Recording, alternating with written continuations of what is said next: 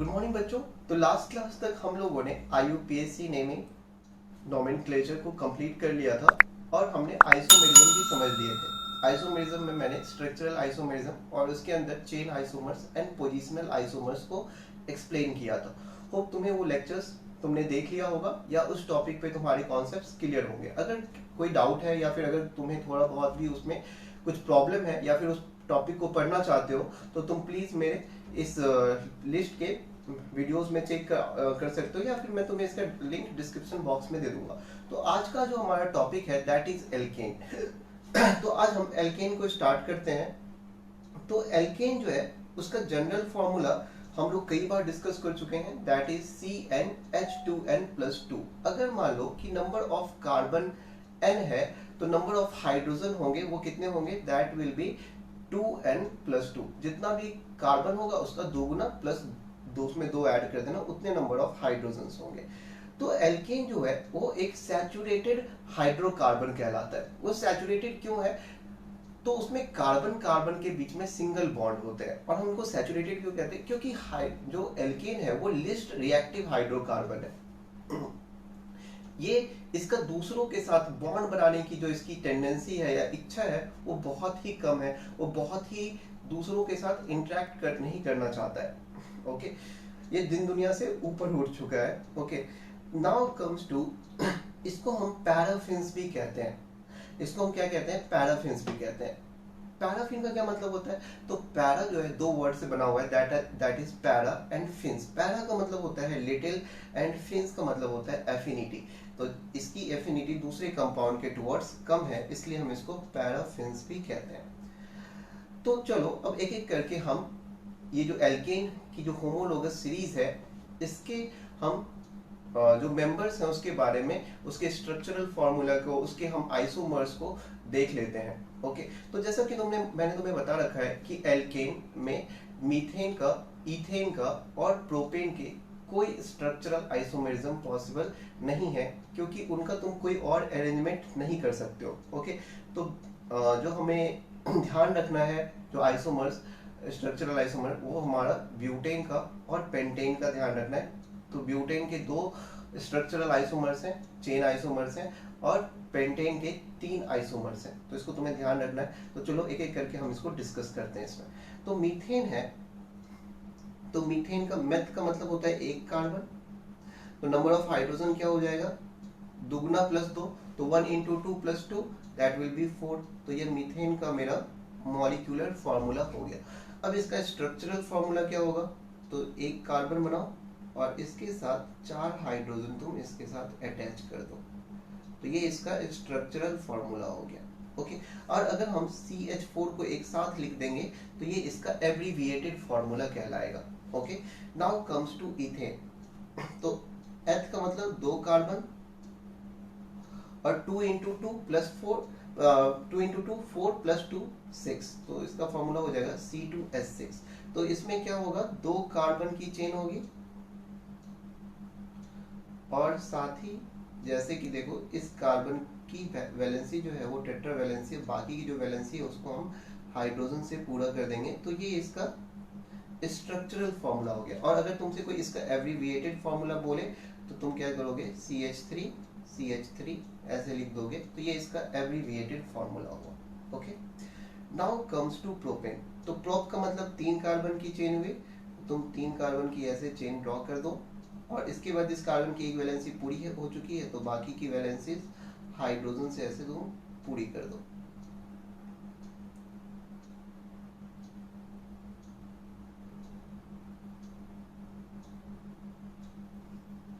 और अगर हमको इसका एब्रीविएटेड स्ट्रक्चर बनाना है तो देखो इस कार्बन के साथ 3 हाइड्रोजन जुड़े हैं, तो मैं इसको CH3 लिख दूंगा। फिर उसके बाद जो कार्बन है उसके 2 हाइड्रोजन जुड़े हुए हैं, तो मैं उसे CH2 लिख दूंगा। और फिर उसके बाद जो कार्बन है वो 3 हाइड्रोजन से जुड़ा हुआ है, तो उसे मैं CH3 ऐसे लिख दूंगा। Now comes to butane. But का मतलब 4 कार्बन, तो 4 × 2 8 + 2 10, तो C4H10 हो जाएगा।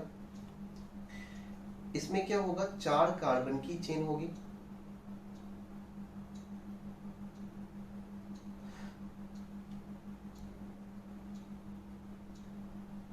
ओके। देखो तुम्हें स्ट्रक्चरल फॉर्मूला या एब्रिविएटेड फॉर्मूला कोई भी बना सकते हो। तो मुझे ब्यूटेन का क्या करना है, इसके आइसोमर्स भी ड्रॉ करने हैं, तो मैं इसे ऐसे CH3 एब्रिविएटेड फॉर्मूला ही लिख देता हूँ। ओके,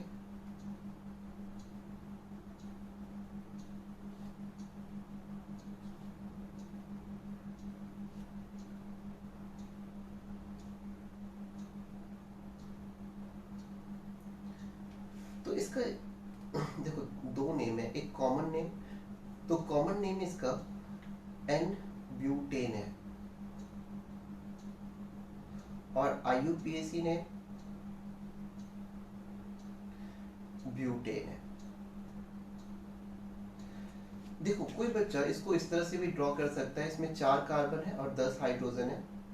कोई बच्चा ऐसा भी कर सकता है कि वो 3 कार्बन की चेन बनाए, यहाँ CH3 लिखे,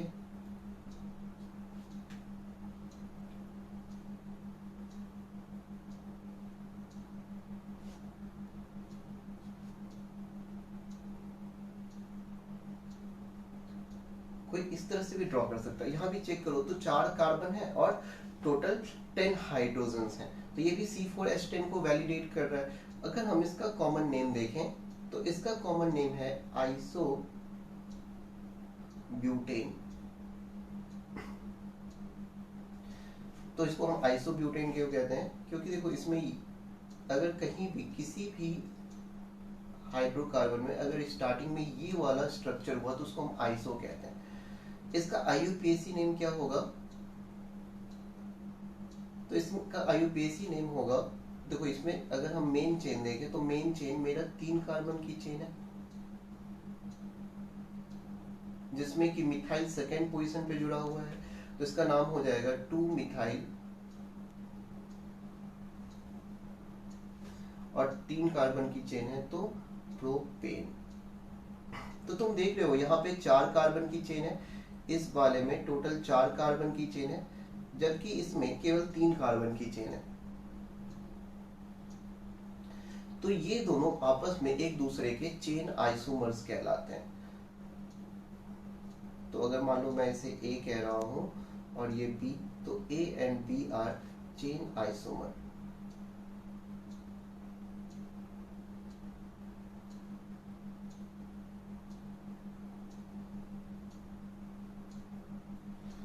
तो होप तुम्हें समझ में आया होगा। नाउ कम्स टू पेंटेन, तो पेंटेन में 5 कार्बन होगी और हाइड्रोजन टोटल 12 होंगे। तो देखो अगर हम क्या कर सकते हैं, एक कार्बन की हम ऐसे स्ट्रेट चेन ड्रॉ कर सकते हैं। ओके, हम एक बार क्या कर सकते हैं, हम 4 कार्बन की चेन ले सकते हैं और एक कार्बन को हम ऐसे जोड़ सकते हैं, और एक बार हम 3 कार्बन की ऐसे चेन ले सकते हैं।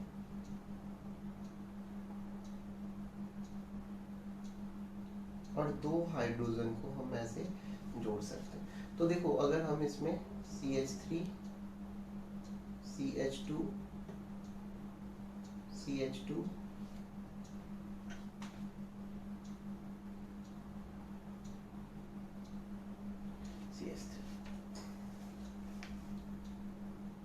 CH3 CH2 CH2 CH3, sorry यहाँ पे कार्बन की 3 वैलेंसी पूरी है तो एक ही हाइड्रोजन जुड़ेगा, CH3 CH3 CH3 CH3 CH3। तो तुम चेक करो इसका फॉर्मूला भी C5H12 है, टोटल 12 हाइड्रोजन है, यहाँ पे भी C5H12 है और इस यहाँ पे भी C5H12 है। मतलब तीनों का मॉलिक्यूलर फॉर्मूला सेम है बट स्ट्रक्चरल फॉर्मूला डिफरेंट है। इसलिए तुम अगर इन तीनों को देखोगे तो इनके नेम भी डिफरेंट है, इनकी जो प्रॉपर्टीज है, केमिकल प्रॉपर्टीज, फिजिकल प्रॉपर्टीज, वो भी डिफरेंट है। अगर हम इसका कॉमन नेम की बात करें तो इसका कॉमन नेम है नॉर्मल पेंटेन एंड पेंटेन, और अगर मैं इसकी IUPAC नेम की बात करूं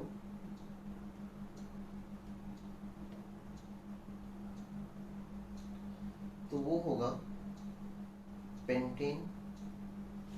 अगर मैं इस कंपाउंड का कॉमन नेम देखूं तो ये होता है आइसोपेंटेन।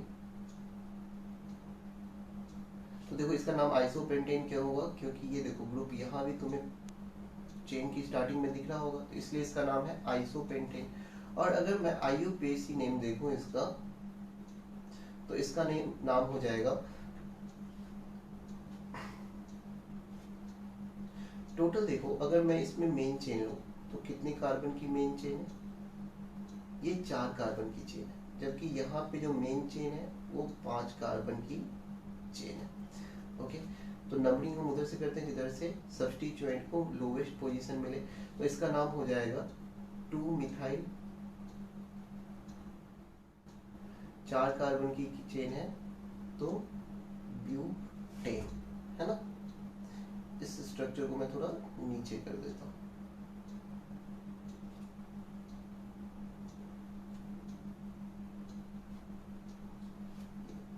ये यू भी नीचे आ गया। तो देखो ये क्या है, इसका अगर कॉमन नेम देखोगे तो कॉमन नेम इसका नियो पेंटेन है। और आईयूपीएसी नेम की बात करें तो मेरा देखो यहाँ पे 3 कार्बन की चेन है। ओके, तो इसका नाम हो, और ये नंबरिंग 1 2 3, तो सेकेंड पोजीशन पे दोनों के दोनों मिथाइल ग्रुप जुड़े हुए हैं, तो ये क्या हो जाएगा 2,2 डाई मिथाइल प्रोपेन। तो तुम ये तीनों में देख लो कि फॉर्मूला तो सेम है, मॉलिक्यूलर फॉर्मूला सेम है, लेकिन यहाँ पे 4 कार्बन की चेन है, यहाँ पे 5 कार्बन की चेन है, यहाँ पे 4 कार्बन की चेन है, जबकि यहाँ पे 3 कार्बन की चेन है। ओके, तो जो चेन की जो लेंथ है वो चेंज हो रही है, तो ये तीनों आपस में एक दूसरे के कौन से आइसोमर्स कहलाएंगे, एक दूसरे के चेन आइसोमर्स कहलाएंगे। ओके,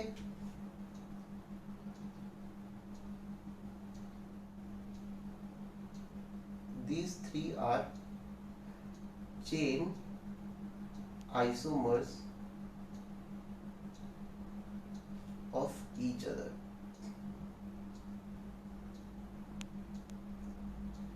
चलो, अब हम, जैसा कि तुम्हें पहले से पता है कि होमोलोगस सीरीज की खासियत क्या होती है, इसका क्या सिग्निफिकेंस है, तो होमोलोगस सीरीज में अगर तुम किसी भी एक मेंबर की प्रॉपर्टी या 2 मेंबर की प्रॉपर्टीज तुम समझ जाते हो या तुम्हें पता है, तो तुम उस होमोलोगस सीरीज से बिलोंग करने वाले किसी भी मेंबर की प्रॉपर्टीज तुम क्या कर सकते हो, प्रेडिक्ट कर सकते हो, है ना।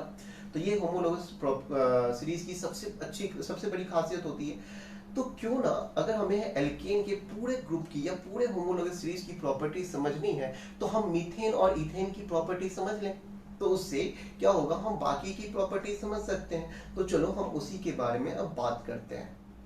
तो सबसे पहली चीज होती है कि मीथेन हमें मिलता कहां से है। ओके, तो मीथेन देखो, जो दलदली जमीन होती है, ओके, वहां से हमें मीथेन गैस मिलती है। अच्छा, दलदली जमीन से क्यों मिलती है, तो क्या होता है ना, दलदली जमीन के अंदर पेड़ पौधे या फिर जो अंदर चीजें ऑर्गेनिक मैटर है, या कोई जानवर मर के अंदर दब गया है, तो वो जो मार्सी लैंड है ना, दलदली जमीन है, उसके अंदर क्या होता है, जब वो गलता है, डिकम्पोज होता है, तो उससे जो गैस निकलती है वो मीथेन गैस होती है। जो एनिमल्स की जो बॉडी से जो एयर निकलती है, उसमें भी क्या होता है, मीथेन गैस होती है। ओके, जो कोल माइंस होते हैं, कोल माइंस के अंदर भी क्या होता है, जहाँ पे कैविटीज होता है उसके अंदर मीथेन गैस ट्रैप्ड होता है। ये कई बार डेंजरस भी हो जाता है, क्योंकि जो उसके अंदर वर्कर्स काम कर रहे हैं, वहाँ पे मान लो कि कहीं पे स्पार्क हो गया, तो वो क्या होता है, एक्सप्लोजन हो जाता है वहाँ पे, तो कई बार वो बहुत ज़्यादा डेंजरस सिचुएशन क्रिएट कर देता है, कई सारे वर्कर्स की डेथ भी हो जाती है इसमें। तो और दूसरा, ये जो मीथेन है ये एक ग्रीन हाउस गैस है। ओके, तो हमने बात कर ली मीथेन की। अब बात करते हैं इथेन की। इथेन गैस क्या है, मीथेन के साथ ही वो जनरली मिल जाता है, जहां पे भी मीथेन प्रेजेंट होगा उसका 10% जो है वहां पे तुम्हें इथेन मिल जाता है। अब हम बात करते हैं स्ट्रक्चर ऑफ मीथेन की। तो देखो, मीथेन में मेथ का मतलब होता है एक कार्बन, ओके, और CnH2n+2 इसका जनरल फॉर्मूला है, तो नंबर ऑफ हाइड्रोजन हो जाएंगे 4। तो चलो हम इसका इलेक्ट्रॉन डॉट स्ट्रक्चर बनाते हैं। तो इलेक्ट्रॉन डॉट स्ट्रक्चर जानने से पहले हमें इसका क्या करना पड़ेगा, इसका इलेक्ट्रॉनिक कॉन्फ़िगरेशन समझना पड़ेगा। तो कार्बन का एटॉमिक नंबर होता है 6, तो इसका इलेक्ट्रॉनिक कॉन्फ़िगरेशन हो जाएगा 2,4। अब देखो कार्बन जो है तुम्हें पहले से ही पता है कार्बन की टेट्रावैलेंसी होती है, ये मैंने सबसे पहले लेक्चर में डिस्कस किया था। टेट्रावैलेंसी का मतलब है कार्बन की 4 वैलेंसी होती है। तो कार्बन जो है नियॉन जैसा बनना चाहता है ना। और साथ में जो हाइड्रोजन है, हाइड्रोजन का एटॉमिक नंबर है 1, तो उसके आउटर मोस्ट शेल में 1 इलेक्ट्रॉन है। उसका नियरेस्ट नोबल गैस हीलियम है, तो वो हीलियम जैसा बनना चाहेगा, तो उसको 1 इलेक्ट्रॉन की रिक्वायरमेंट है। इसको 4 इलेक्ट्रॉन की रिक्वायरमेंट है, इसको 1 इलेक्ट्रॉन की रिक्वायरमेंट है। दोनों के दोनों नॉन मेटल्स हैं, तो इसका मतलब दोनों के दोनों कोवैलेंट बॉन्ड फॉर्म करेंगे। इसके अलावा कोई ऑप्शन नहीं है, क्योंकि कोई भी एक दूसरे को इलेक्ट्रॉन नहीं देना चाहेगा ना, क्योंकि हाइड्रोजन को भी इलेक्ट्रॉन की रिक्वायरमेंट है और कार्बन को भी 4 इलेक्ट्रॉन की रिक्वायरमेंट है। तो ये दोनों क्या करते हैं, एक दूसरे के साथ इलेक्ट्रॉन की शेयरिंग कर लेते हैं, और उस बॉन्ड को हम लोग क्या कहते हैं, कोवैलेंट बॉन्ड कहते हैं। तो देखो मैं इसका इलेक्ट्रॉन डॉट स्ट्रक्चर बनाऊं, तो इसमें क्या करेंगे, कार्बन के आउटर मोस्ट शेल के चारों इलेक्ट्रॉन्स को हम दिखा देंगे ऐसे 4 डॉट्स है। अब हम क्या करेंगे, हाइड्रोजन के आउटर मोस्ट शेल में 1 इलेक्ट्रॉन है, उसको हम ऐसे क्रॉस से दिखा देते हैं, इसको क्रॉस से दिखा देते हैं। हाइड्रोजन के आउटर मोस्ट शेल में क्रॉस से दिखा देते हैं 1 इलेक्ट्रॉन है, और ऐसे ही चौथा जो हाइड्रोजन है उसके भी। अब हम इसको ऐसे रिप्रेजेंट कर देते हैं कि दोनों आपस में ऐसे बॉन्ड बना रहे हैं।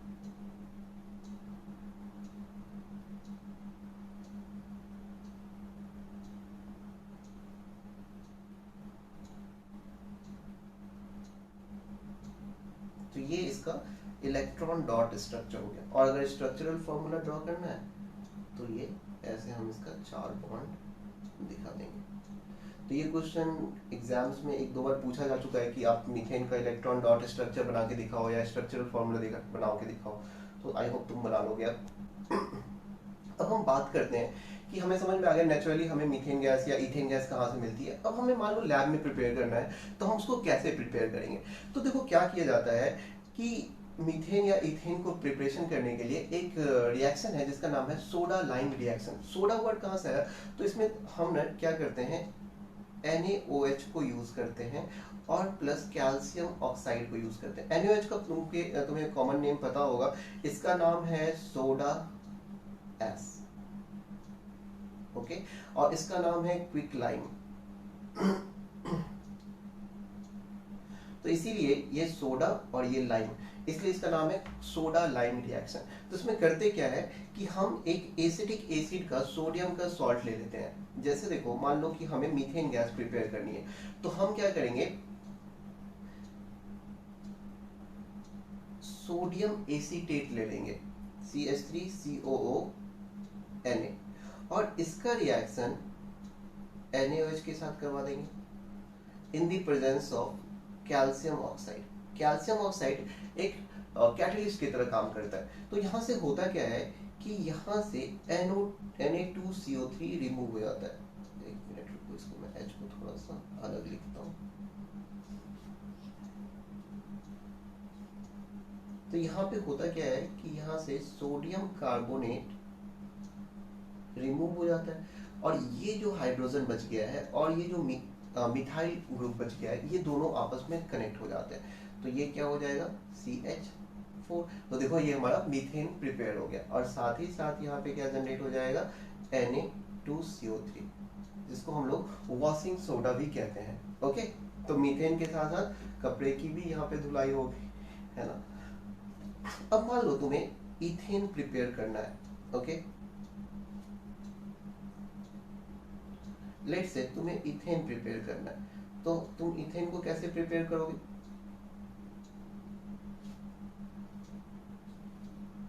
तो इथेन प्रिपेयर करने के लिए हम क्या करेंगे कि यहाँ पे मिथाइल ग्रुप था तो मीथेन प्रिपेयर हो गया, यहाँ पे इथाइल ग्रुप होगा तो इथेन प्रिपेयर हो जाएगा। तो वही चीज करेंगे कि हम यहाँ पे CH3 CH2 COO Na जोड़ देंगे, ठीक है ना, और साथ में इसका रिएक्शन NaOH के साथ करवा देंगे in the presence of soda lime. तो यहाँ से देखो क्या होगा, ये वाला पार्ट रिमूव हो जाएगा, और ये जो हाइड्रोजन है और ये जो ग्रुप बच गया है ये आपस में कनेक्ट हो जाएंगे। तो देखो क्या बन जाएगा, CH3 CH3, ये क्या है, ये इथेन ही तो है। तो ये देखो हमारा इथेन प्रिपेयर हो गया, प्लस साथ ही साथ क्या हो जाएगा, Na2CO3। तो इसको हम डीकार्बोक्सिलेशन रिएक्शन भी कहते हैं, क्योंकि यहाँ से जो हमारा ऑर्गेनिक कंपाउंड है यहाँ से basically carbon dioxide gas remove हो जाता है ना, CO2 रिमूव हो रहा है, इसलिए हम इसको डीकार्बोक्सिलेशन रिएक्शन भी कहते हैं। ओके तो यहाँ पे हमने क्या किया, सोडियम प्रोपेनोएट लिया है और उसका रिएक्शन हमने सोडियम हाइड्रोक्साइड के साथ करवाया है in the presence of calcium oxide, तो इससे ethane gas plus sodium carbonate release हुई। अच्छा, अब हम बात कर लेते हैं लैब सेटअप की। तो लैब सेटअप कैसा होता है, तो देखो लैब सेटअप कुछ हमारा ऐसा होता है, कुछ ऐसा दिखता है लैब सेटअप।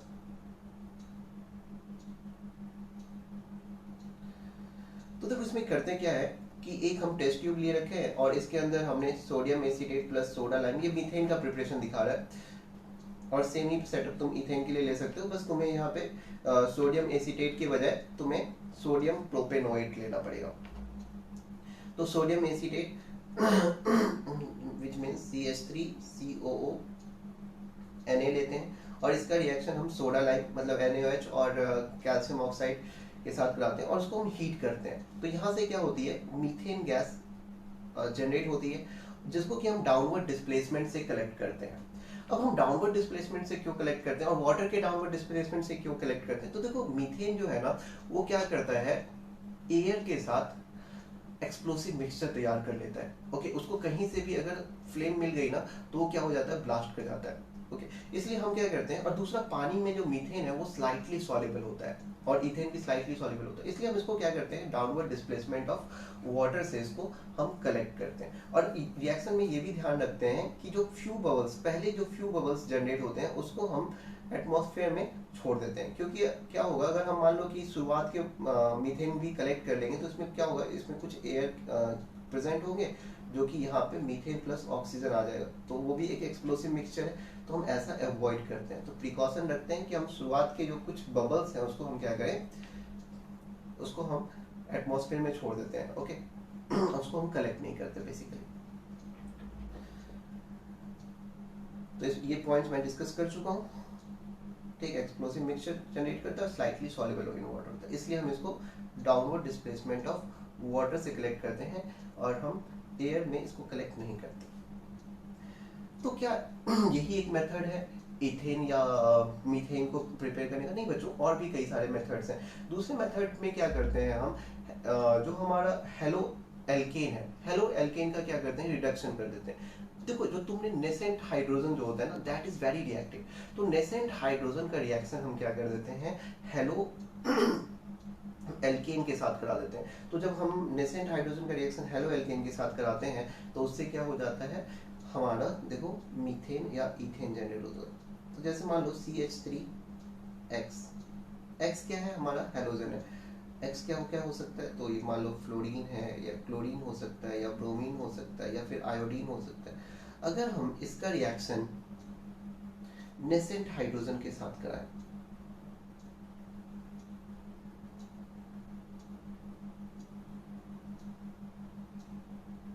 तो दो हाइड्रोजन है, तो ये क्या होगा, ये बॉन्ड ब्रेक होगा, इसको एक हाइड्रोजन मिल जाएगा, इसको एक हाइड्रोजन मिल जाएगा, तो इससे होगा क्या कि ये CH4 प्लस HX जनरेट हो जाएगा। Okay, I hope you are getting my point. अच्छा, अब ये नेसेंट हाइड्रोजन कहाँ से जनरेट करेंगे भैया, ये कहाँ से आएगा ये नेसेंट हाइड्रोजन? तो नेसेंट हाइड्रोजन को जनरेट करने के लिए बच्चों हम क्या करते हैं, तो हमने क्लास 9th में हाइड्रोजन प्रिपरेशन पढ़ा होगा। हाइड्रोजन कैसे प्रिपेयर करते हैं, तो हम जिंक ग्रैनुअल्स के ऊपर डाइल्यूट एसिड डाल देते हैं, हाइड्रोक्लोरिक एसिड डाल देते हैं या कोई भी मिनरल एसिड डाल दो, HNO3 मत डालना है ना, तुम H2SO4 डाइल्यूट H2SO4 डाल सकते हो। तो वहां से जो हाइड्रोजन जनरेट होता है, नेसेंट का मतलब होता है ऐसा हाइड्रोजन जो जस्ट जनरेट हुआ है। ओके, उसको हम नेसेंट हाइड्रोजन कहते हैं। तो ये नेसेंट हाइड्रोजन कहाँ से मिलेगा, अगर हम क्या करेंगे, Zn प्लस डाइल्यूट HCl के साथ रिएक्शन करा देंगे, ओके, या H2SO4 के साथ रिएक्शन करा देंगे, तो यहाँ पे हमारा क्या बन जाएगा, ZnCl2 प्लस ये हमारा नेसेंट हाइड्रोजन जनरेट हो जाएगा। और ये हाईली रिएक्टिव होता है, जो कि ये हमारा हेलो एल्केन को क्या कर देगा, रिड्यूस कर देगा। जिससे अगर हमने यहाँ पे हेलो मीथेन लिया है तो उससे हमारा मीथेन जनरेट हो रहा है। ओके, अच्छा एक और भी प्रोसेस है कि अगर हम मान लो जिंक का रिएक्शन अगर अल्कोहल के साथ करा देते हैं, ठीक है ना, मान लो कि C2H5 OH ले लिया, तो यहाँ से भी क्या हो जाता है, हाइड्रोजन हमें जनरेट हो जाता है।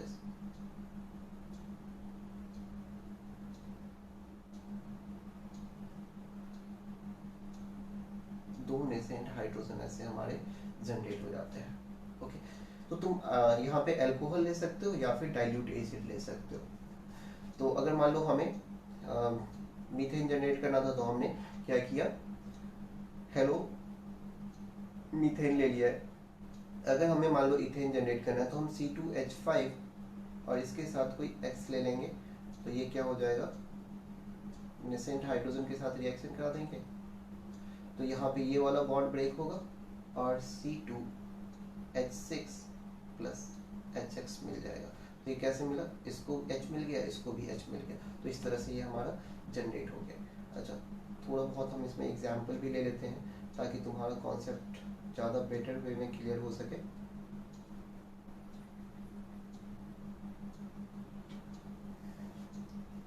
तो जैसे मान लो कि CH3 और I है, अगर हम इसका रिएक्शन नेसेंट हाइड्रोजन के साथ करवाएं, तो ये क्या हो जाएगा, CH4 प्लस HI हो। I hope you are getting my point. या फिर हम CH3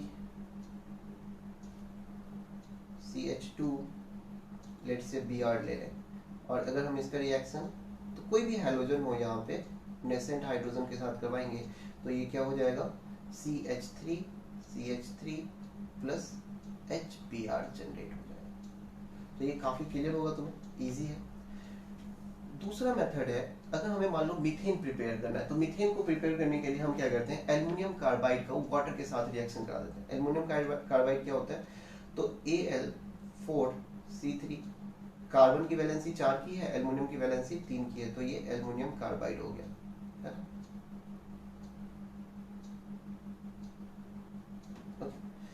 अगर हम एल्युमिनियम कार्बाइड का रिएक्शन वाटर के साथ कर दें,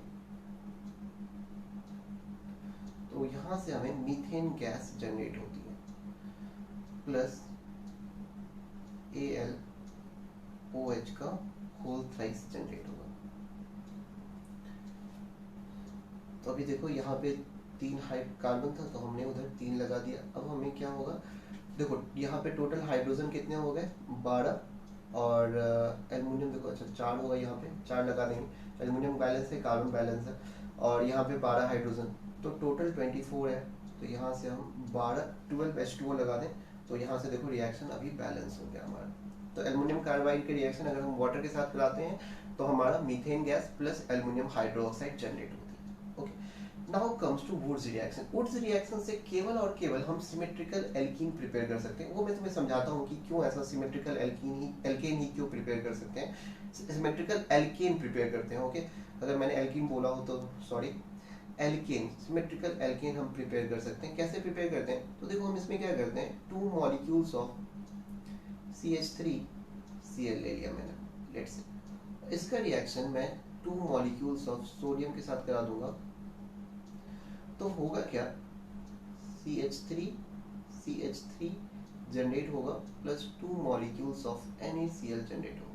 तो भैया हुआ क्या, ये कुछ समझ में नहीं आया। तो देखो क्या होता है ना, कि जैसे ये CH3 है, ये Cl, ये Na है, ये Na है, और ये Cl है, और CH3 है।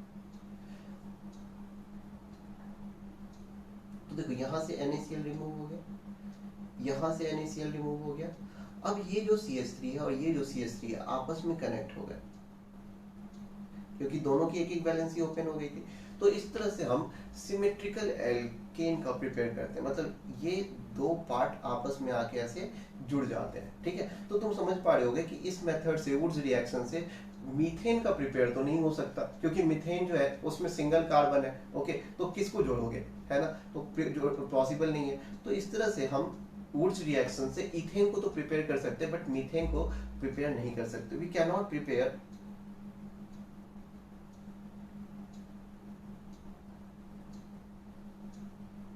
Methane by this method। तो एग्जामिनर तुमसे पूछ लेगा क्यों, because we can only prepare symmetrical alkane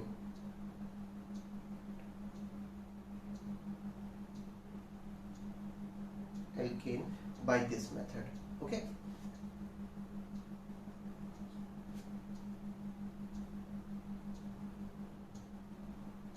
symmetrical alkane by this method. तो हमने इसके प्रिपरेशन के मेथड्स पढ़ लिए, अब हम केमिकल प्रॉपर्टीज पढ़ लेते हैं इसका। देखो अगर हम कंबसन, कंप्लीट कंबसन अगर हम मीथेन का करते हैं तो देखो इसका सिंपल सा ट्रिक है कि अगर तुम्हें कहीं भी कार्बन दिखे और उसको तुमको ऑक्सीजन के साथ रिएक्शन करना हो, बर्न करना हो, तो अगर कंप्लीट कंबसन लिखा हो तो क्या करो, कार्बन से कार्बन डाइऑक्साइड बनाओ और हाइड्रोजन से क्या करो, वाटर बनाओ। ठीक है, सिंपल है। कार्बन से क्या बनाना है, कंप्लीट कंबसन पे कार्बन डाइऑक्साइड, हाइड्रोजन से हमें वाटर बनाना है। अब बैलेंसिंग के लिए देखो कि यहाँ पे एक कार्बन है तो ये एक कार्बन है, यहाँ पे 4 हाइड्रोजन है तो यहाँ पे 2 हाइड्रोजन है, तो इसको हम बैलेंस कर देंगे। तो पहले कार्बन हाइड्रोजन को बैलेंस कर लो, ऑक्सीजन को तुम बाद में बैलेंस करना। अब सी, अब यहाँ पे हमारा ऑक्सीजन कितना है, तो 2 यहाँ से 2, 2 यहाँ से 2 यहाँ से 4 है, तो हम इसके आगे 2 लगा देंगे। रिएक्शन बैलेंस हो गया, सिंपल है। अगर तुम्हें बैलेंसिंग में कोई दिक्कत आ रही हो किसी भी रिएक्शंस की तो तुम मेरे कमेंट बॉक्स में तुम लिख सकते हो, कमेंट करके मुझे बताना, मैं तुम्हें बैलेंसिंग के ऊपर नया वीडियोस बना दूंगा और देखना कि बैलेंसिंग कितना इजी होता है। नाउ कम्स टू, मान लो कि इथेन है C2H6, अगर मुझे इसका कंप्लीट कंबशन कराना है तो मैं इसका रिएक्शन किसके साथ, कंबशन में हमेशा ऑक्सीजन के साथ रिएक्शन होगा, तो कार्बन से कार्बन डाइऑक्साइड बनाना और हाइड्रोजन से वाटर बनाओगे। तो देखो यहाँ पे कार्बन डाइऑक्साइड में देखो यहाँ पे कार्बन इस साइड में 2 है, यहाँ पे 1 है, तो हम क्या करेंगे 2 लगा देंगे। हाइड्रोजन देखो यहाँ पे 6 है, यहाँ पे 2 है, तो हम इसको 3 लगा देंगे। तो अभी हमारा कार्बन और हाइड्रोजन बैलेंस है। अब ऑक्सीजन बैलेंस करना है तो ऑक्सीजन देखो इधर 4 है और यहाँ पे 3 है, तो टोटल 7 हो गया। तो मैं क्या करूंगा यहाँ 7/2 कर दूंगा, ये 2 कैंसिल हो जाएगा इससे। ओके, लेकिन कभी भी तुमने बैलेंसिंग में ऐसे फ्रैक्शनल नंबर्स नहीं देखे होंगे, है ना, तो तुम क्या करो, इस पूरे रिएक्शन को 2 से मल्टीप्लाई कर दो। Okay, simple. अगर तुम 2 से मल्टीप्लाई करोगे तो ये 2 से मल्टीप्लाई हो जाएगा। अगर जब तुम इसको 2 से मल्टीप्लाई करने जाओगे तो ये 2 कैंसिल आउट हो जाएगा, तो यहाँ पे 7 बच जाएगा, है ना। तो ये तुम्हारा देखो एक फ्रैक्शनल नंबर था, अब ये एक होल नंबर में कन्वर्ट हो गया। अब इसको मत भूलना कि इधर भी तुम्हें 2 से मल्टीप्लाई करना होगा, नहीं तो बिगड़ जाएगा काम। तो 4 हो जाएगा और ये देखो 6 हो जाएगा। तो अभी देखो पूरा रिएक्शन जो है वो बैलेंस है। अब मान लो कि दिया हुआ है कि इनकम्प्लीट कंबशन हो रहा है, तो जब इनकम्प्लीट कंबशन होता है ना तो कार्बन डाइऑक्साइड नहीं, कार्बन मोनोऑक्साइड बनता है। ये ध्यान रखना कि कार्बन का क्या होगा, कार्बन मोनोऑक्साइड बनेगा और हाइड्रोजन का तो वाटर ही बनेगा। ओके, इनकम्प्लीट कंबशन है। तो मान लो कि हमें मीथेन दिया हुआ है CH4 और लिखा हुआ है कि लिमिटेड सप्लाई ऑफ एयर है। ओके, तो लिमिटेड सप्लाई ऑफ एयर में क्या होता है, मेरा प्रॉपर बर्निंग नहीं हो पाती है, जिससे कि कार्बन मोनोऑक्साइड जनरेट होता है और साथ ही साथ हाइड्रोजन जो बर्न होगा उससे वाटर जनरेट होता है। ओके, रिएक्शन का बैलेंसिंग सिंपल है कि जैसे एक कार्बन है तो यहाँ पे एक कार्बन है, देखो 4 हाइड्रोजन है तो हम हाइड्रोजन बैलेंस करने के लिए 2 लगा दिए। तो टोटल अभी देखो मेरा ऑक्सीजन कितना हो गया, 3 हो गया इस तरह, तो मैं तो 3/2 कर दूंगा। फिर से देखो फ्रैक्शनल नंबर आ गया, पूरे रिएक्शन को मैं 2 से मल्टीप्लाई कर दूंगा। तो ये क्या हो जाएगा, अगर मैं 2 से मल्टीप्लाई करूंगा तो इसमें 2 मल्टीप्लाई हो जाएगा, इसमें ये मल्टीप्लाई होने से ये 3/2 से ये 3 हो जाएगा और यहाँ पे ये 2 हो जाएगा और ये 2 2 जा 4 हो जाएगा। ओके, तो इस तरह से तुम इस रिएक्शन को बैलेंस कर सकते हो। तो देखो जब हम लिमिटेड सप्लाई ऑफ एयर में या फिर कभी तुम जब पूरा प्रॉपर सप्लाई नहीं मिलेगा एयर का, तो क्या होता है सूटी फ्लेम जनरेट होता है। तो तुम कभी देखोगे जैसे कि मान लो मोमबत्ती जलाओगे तो देखो उससे काला धुआं जो निकल रहा होता है, तो वो मोमबत्ती का जो जल रहा होता है वो सूटी फ्लेम है। ओके, कभी देखना कि जब गैस प्रॉपरली बर्न नहीं हो रहा होगा, अपने किचन में जाना, कभी देखना कि अगर उसका बर्नर गंदा हो गया है, प्रॉपर बर्निंग नहीं हो रही है, तो तुम्हारा देखना बर्तन काला होने लगेगा, तो समझ जाओ कि तुम्हारा ये प्रॉपर बर्निंग नहीं हो रही है, फ्यूल की का वेस्टेज हो रहा है। ओके, और इसलिए सूटी फ्लेम जनरेट हो रहा है। सूट मतलब होता है जो कार्बन के जो अनबर्न पार्टिकल्स जनरेट होते हैं उसको हम लोग सूट कहते हैं। ओके, काला काला धुआं जो जनरेट हो रहा होगा। तो सूटी फ्लेम में से होता क्या है, हमारी फ्यूल की का वेस्टेज होता है, ओके, और पॉल्यूशन भी ज्यादा फैलता है, और कार्बन मोनोऑक्साइड एक पॉइजनस गैस भी है, ओके, ये भी जनरेट होती है। अगर मान लो हम C2H6 का रिएक्शन अगर हम ऑक्सीजन के साथ करवाएंगे in the limited supply of air, तो यहाँ पे कार्बन मोनोऑक्साइड जनरेट होगा और प्लस वाटर। अच्छा, ये सूट हमेशा हमारे लिए प्रॉब्लमेटिक है नहीं, इंडस्ट्रियली इसका कुछ यूजेस भी है, जैसे डाई वगैरह बनाने में इसका यूज होता है, ओके। तो जैसे देखो C2H6, तो यहाँ पे 2 लगा है, हाइड्रोजन 6 है तो इधर 3 लगा दिया। अभी देखो ऑक्सीजन मेरा कितना हो गया, 2 + 3 5 हो गया, तो मैं यहाँ पे क्या करूँगा 5/2। तो अभी तुमको पता ही है कि 2 से पूरे रिएक्शन को मल्टीप्लाई कर देंगे तो ये 2 कैंसिल आउट हो जाएगा यहाँ से, और 2 यहाँ आ जाएगा, यहाँ पे 2 से मल्टीप्लाई होगा तो ये 4 हो जाएगा, और यहाँ पे ये 6 हो जाएगा। तो इस तरह से हम रिएक्शन को बैलेंस कर सकते हैं, ओके। अच्छा, साथ ही साथ देखो यहाँ पे हीट भी रिलीज होगी, ये एक एक्सोथर्मिक रिएक्शन है, तो इन सारे रिएक्शंस में साथ ही साथ क्या होगा, हीट भी रिलीज होगी। तो तुम हीट लिखना मत भूलना, ओके। अब बात करते हैं एल्केन की। तो देखो एल्केन जो केमिकल रिएक्शन जो दिखाता है ना, ये केवल और केवल सब्स्टिट्यूशन रिएक्शन दिखाता है। एक तो कंबशन रिएक्शन हो गया, दूसरा हमेशा ये एल्केन जो है सब्स्टिट्यूशन रिएक्शन दिखाएगा। इस बात का ध्यान रखना। पूछा जाता है कि alkane which type of reaction is shown by alkane, तो सब्स्टिट्यूशन रिएक्शन। मैं इतना जोर इसलिए दे रहा हूँ क्योंकि बार बार ये सवाल पूछा जाएगा कि कौन से टाइप का रिएक्शन दिखाता है एल्केन, तो सब्स्टिट्यूशन रिएक्शन दिखाता है। सब्स्टिट्यूशन रिएक्शन में होता क्या है कि देखो एक छोड़ के जाता है और दूसरा आके जुड़ जाता है ना। जैसे एक छोड़ के गई, दूसरी आ गई, समझ रहे होगे तुम, है ना। अभी तुम इस एज में हो कि तुम समझ सकते हो इस बात को कि एक छोड़ के गई, दूसरी उसकी जगह ले ली, ओके। तो इसी को हम लोग क्या कहते हैं, सब्स्टिट्यूशन रिएक्शन। जैसे देखो इसमें क्या होगा कि मान लो कि ये कार्बन ने किसी एक्स के साथ बॉन्ड बना रखा है, और तो तुम्हें पता है एक्स जो है वो छोड़ के जाने ही वाले होते हैं, लोग हैं, उनका कुछ कर नहीं सकते। तो ये x जो है इसको छोड़ के चला जाएगा, तो y जो है इसकी जगह ले लेगा, ओके। तो इसको हम लोग सब्स्टिट्यूशन रिएक्शन कहते हैं। मतलब एक गया और उसके जगह पे कोई दूसरा सब्स्टिट्यूट आएगा। कोई गया है तो उसके गम में रोना नहीं है, उसके बदले कोई दूसरा आएगा, है ना। तो reaction with halogen, substitution reactions में देखो क्या होता है कि अगर हमने मान लो कि मीथेन लिया, इसका रिएक्शन अगर हम क्लोरीन के साथ कराएंगे तो ये बड़ा ही एक्सप्लोसिव रिएक्शन होता है। देखो जब भी कुछ ब्रेकअप होता है तो बड़ा ही एक्सप्लोजन होता है ना, तो ये भी रिएक्शन बड़ा ही अगर एक्सप्लोजन हो जाएगा अगर तुम डायरेक्ट सनलाइट में करा दोगे। तो इसलिए क्या करते हैं, छुपा के रिएक्शन करते हैं, डिफ्यूज सनलाइट में रिएक्शन कराते हैं, ओके।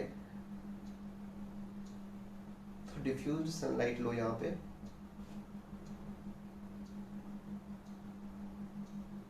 तो जब डिफ्यूज सनलाइट के साथ रिएक्शन कराओगे तो यहाँ पे क्या हो जाएगा कि एक हाइड्रोजन को ये सब्स्टिट्यूट कर देगा, हाइड्रोजन इसको छोड़ के चला जाएगा और क्लोरीन उसका जगह ले लेगा। तो इसको हम सब्स्टिट्यूशन रिएक्शन कहते हैं कि एक छोड़ के गया, दूसरा आ गया।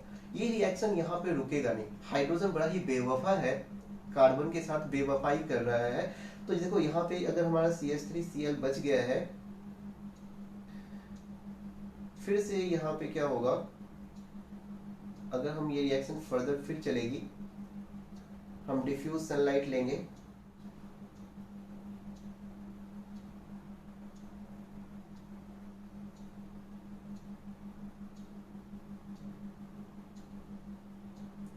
तो हाइड्रोजन जो है बेवफा है, इसको छोड़ के जाएगा और उसकी जगह पे क्लोरीन फिर से आ जाएगा। तो ये रिएक्शन तब तक चलता रहेगा जब तक कि सारे हाइड्रोजन ना निकल जाए, ओके। तो फिर से देखो अभी मेरा 2 हाइड्रोजन बच गया, तो ये रिएक्शन और 2 बार होने वाला है। तो ये क्या हो जाएगा, देखो एक हाइड्रोजन रह जाएगा, CHCl3 + HCl जनरेट होगा। इसका नाम क्लोरोफॉर्म है। यही सुबह के विलन जो है वो हीरोइन को उड़ा ले जाता था, है ना, किडनैप कर लिया करता था। अब अगर मान लो CHCl3 का रिएक्शन क्लोरीन के साथ करा देंगे तो क्या होगा कि यहाँ पे ये हाइड्रोजन जो बचा कुचा हाइड्रोजन है वो निकल जाएगा और ये कार्बन टेट्राक्लोराइड बन जाएगा प्लस HCl जनरेट हो जाएगी। तो ये भी डिफ्यूज सनलाइट लोगे,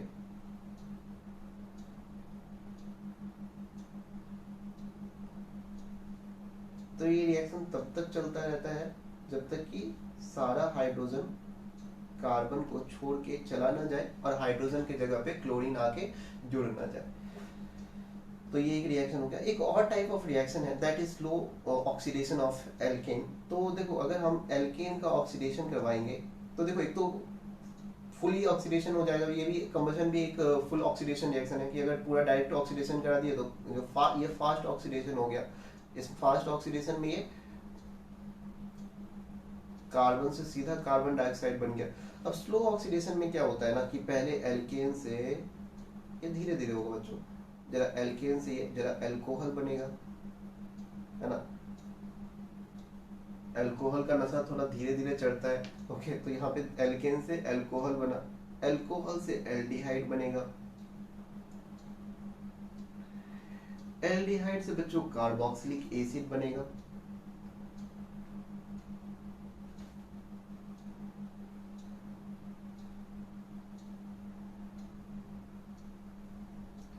और कार्बोक्सिलिक एसिड के ऑक्सीडेशन से मेरा कार्बन डाइऑक्साइड प्लस वाटर बनेगा। ठीक है, तो चलो इसका एक फटाफट एग्जांपल ले लेते हैं। जैसे मीथेन है, मीथेन का ऑक्सीडेशन करवाओगे तो ये तुम्हारा मिथेनॉल बनेगा।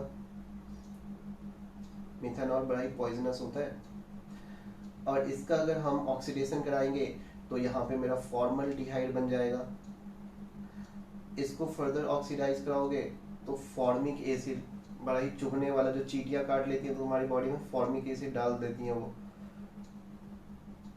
और फर्दर इसका ऑक्सीडेशन करवाओगे तो ये कार्बन डाइऑक्साइड प्लस तुम्हें पानी दे देगा।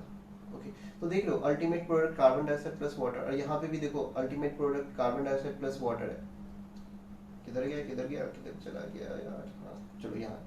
तो ये मेरा फास्ट ऑक्सीडेशन है, और ये स्लो ऑक्सीडेशन में धीरे धीरे धीरे धीरे चढ़ा है ना। तो एल्केन से एल्कोहल, एल्कोहल से एल्डिहाइड, एल्डिहाइड से कार्बोक्सिलिक एसिड, कार्बोक्सिलिक एसिड से कार्बन डाइऑक्साइड प्लस वाटर। अब हम बात करते हैं इसका यूजेस क्या होता है, मीथेन और इथेन क्या यूज होता है। तो देखो तुमने सीएनजी वाली गाड़ियां देखी होंगी, है ना, आजकल ऑटो चलती है सीएनजी पे। तो वो जो सीएनजी है वो नेचुरल गैस जो है उसमें बेसिकली क्या होता है, मीथेन और इथेन ही होता है। तो मीथेन इथेन जो है वो एक फ्यूल की तरह यूज होते हैं। दूसरा क्या है, इनको हम इंपॉर्टेंट कई सारे ऑर्गेनिक कंपाउंड्स फॉर्म करने के लिए यूज करते हैं। जैसे मीथेन जो है मेथेनॉल बनाने में यूज होता है, फॉर्मल्डिहाइड यूज बनाने में यूज होता है, जबकि इथेन जो है उसका यूज इथाइल अल्कोहल बनाने में या फिर एसिटल्डिहाइड बनाने में यूज होता है। ठीक है ना। तो ठीक है बच्चों, आज का लेक्चर थोड़ा काफी लंबा हो गया है, तो इसको एक लेक्चर में मैंने कोशिश किया कि एल्केन को कंप्लीट कर दें, इसलिए ये थोड़ा लंबा हो गया है। तो इसको देख लेना, तो तुम्हें एल्केन में जो भी चीजें हैं, जितना भी है इस टॉपिक में, इसको मैंने कवर करने की कोशिश की है। तो मैंने कुछ अपनी तरफ से छोड़ा नहीं है, बट स्टिल अगर कुछ छूट गया हो तो मुझे बता देना। ओके, तो चलो बच्चों आज का लेक्चर हम यहीं पे स्टॉप करते हैं, मिलते हैं नेक्स्ट क्लास में। Okay bye, take care.